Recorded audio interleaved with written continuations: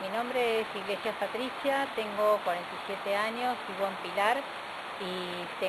trabajo en la parte administrativa de un colegio y además de eso tengo un refugio que se llama El Lucero, acá en Pilar también.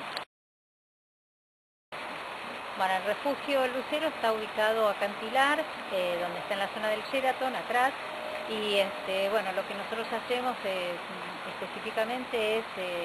albergar a los perritos que están abandonados, que nos traen perros que los encontraron. Todo perro que encontremos que esté abandonado lo traemos al refugio, lo cuidamos, lo desparasitamos. Le damos un poco mejor de calidad de vida, por supuesto, y los castramos si son hembras. Y les damos de comer y los ponemos en condiciones como para poder después ofrecerlos a ciertas personas para que la puedan tener. Bueno, la manera de organizarnos nosotras somos tres personas que estamos a cargo del refugio. También un casero que es el que nos ayuda también con la parte de mantenimiento. Y lo que nosotros hacemos es les damos de comer, les damos alimento, los vacunamos. Y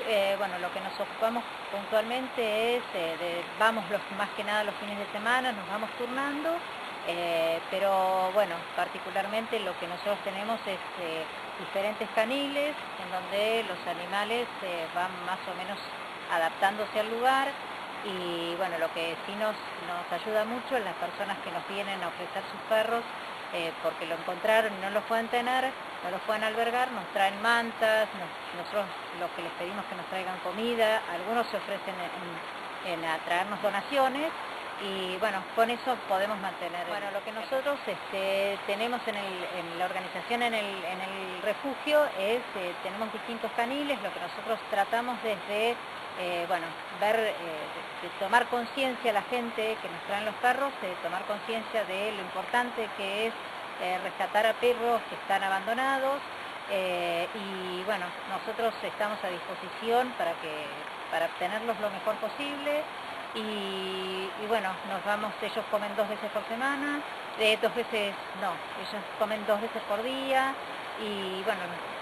como dijimos ya, están más o menos organizados por los perros más viejitos, se van adaptando, entonces un poco con los más cachorros los tratamos de separar, pero sobre todo darles un poco de calidad de vida, que es lo más importante por el tema del maltrato de animales que hoy hay por hoy en la calle. Para terminar, lo que queríamos recomendar nosotros desde nuestro lugar con el tema de los refugios es que